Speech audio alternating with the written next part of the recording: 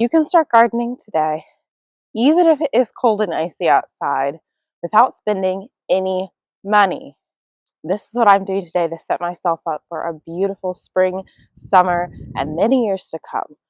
Today I'm planting native wildflowers sowed in a winter sowing method using these little mini greenhouses made of recycled plastic jugs where I have sowed my winter seeds, my perennial native flowers that like a cold stratification, that the freeze-thaw of which helps the seeds to germinate. So you will get better germination this way than if you started in your seed starting cells indoors, and no hassle, no mess, no checking in with your lights and your watering and trying to keep the right environment inside your house. Go the free and easy way. Stop what you're doing right now, pull containers out of your recycling bin, and join me to create the mini greenhouses for winter sowing your perennial native seeds.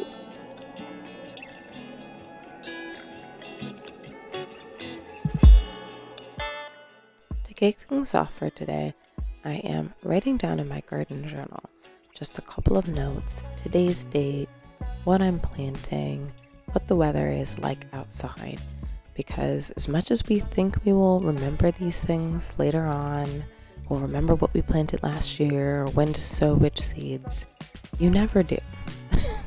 Even from one day to the next, I cannot remember what I'm doing. So I wanted to make sure I took some notes now so that I was setting my future self up for success.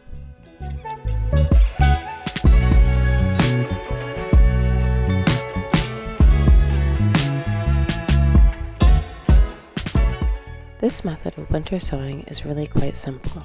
You're going to grab your seeds, your potting mix, make sure your potting mix is wet, mix it all together, then you're going to prepare your jugs. You can use recycled jugs or containers for water, milk, vinegar. It doesn't really matter what you use, just a clear or translucent plastic. Poke some holes in the bottom, and you want to cut it about a third of the way up. Almost all the way across the jug, but leaving a little hinge around where the handle is. Next, you're going to fill your jug up with soil about to the level line of where your cut is, and you want the soil to be damp but not sopping wet, and you want to make sure that you're pressing down the soil so that it's flat and a bit compacted. Then you're going to take your seeds. Make sure to check your seed packet to see if the seed wants to be sown on top of the soil or to be slightly buried. Most of our native seeds actually do need some light to germinate, so you don't want to bury them too deeply. The general recommendation is you want to bury a seed only about as deep as it is wide across. So for very tiny seeds, like the perennial sunflower I'm planting, sprinkling them on top and then pressing them down into the soil is usually good enough. I didn't have a Sharpie marker or garden pen with me on this day, so I just labeled them simply with whatever marker I had. Again, trying to keep up with the thought that done is better than perfect, and I could always relabel them later. So again, showing this method a little bit more slowly, I cut across my jug. You can see this one's a little bit smaller. You can change the size of the jug based on whatever you have, and then just adjust the number of seeds that you put in it. So smaller jug, put fewer seeds. So you're going to fill this up with your pre-moistened soil, pat it down so it's a little bit compacted, and then these seeds I actually had in the refrigerator. I thought I was going to plant them in the summer, which is kind of hilarious. I never had time to do that, so they've just been chilling, until now, until I had an opportunity to plant some of them. So again, checking each of these seed packets to see what they need. This is a coneflower, purple coneflower, or echinacea. These seeds are slightly bigger, but I'm still surface sowing them. I may put just a tiny bit of soil on top. But again, I don't want to bury them too deeply because they would likely not germinate.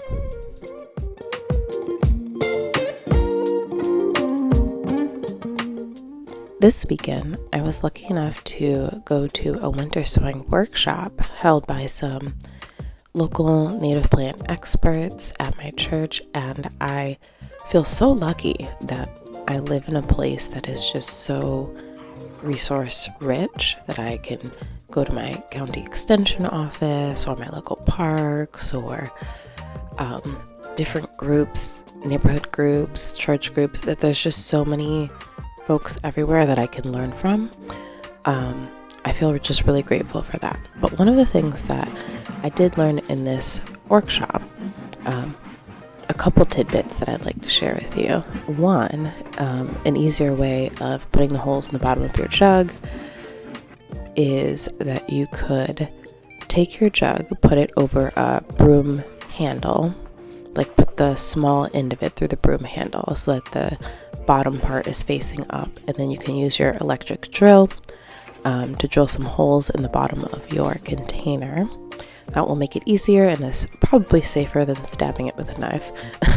In this video, I really just wanted to show that this was a process that could be done with whatever materials you had on hand, and that you didn't necessarily need to buy anything special in order for this to work, but it would be easier to drill holes with a drill.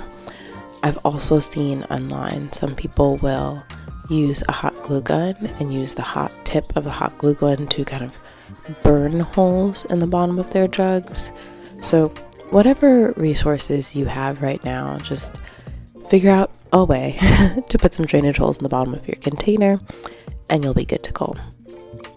One of the other tidbits that I did pick up from the workshop this weekend is that, in fact, it does matter if you are using a garden marker, a UV resistant marker, as opposed to just your generic Sharpie marker, or I think in this video I was even using just like the kind of pens I write in my journal with.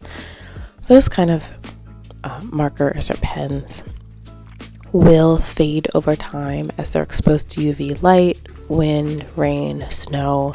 So you will probably lose your markings or tags if you choose to use a Sharpie.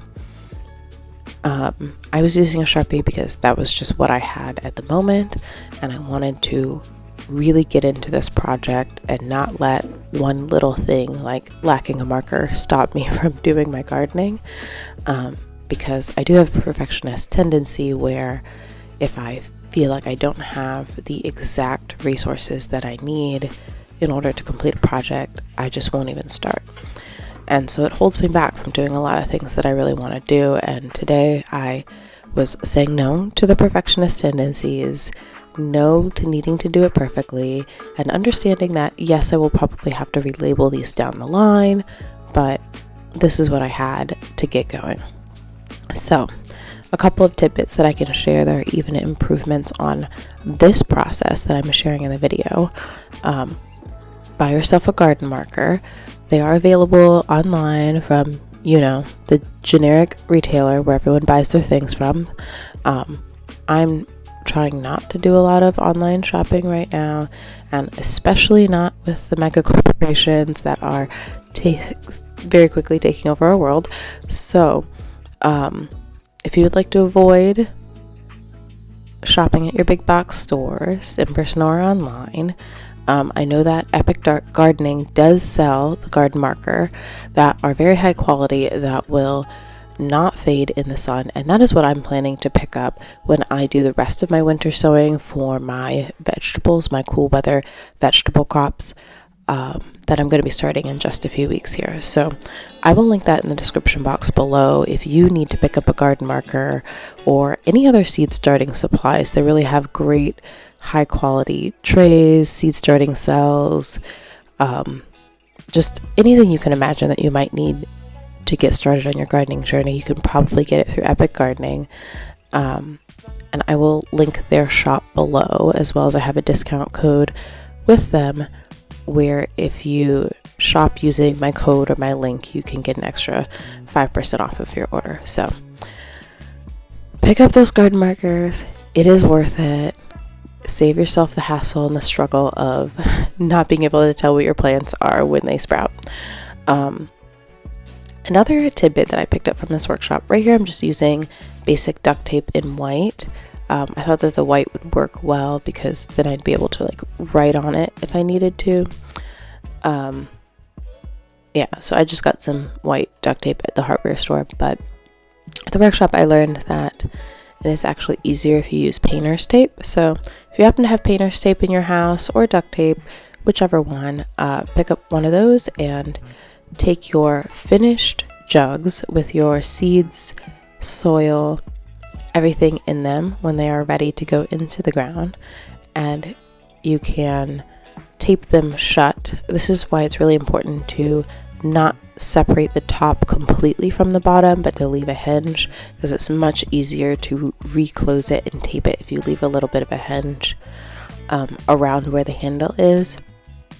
If you do completely cut the top off by mistake, no worries, just tape it back together.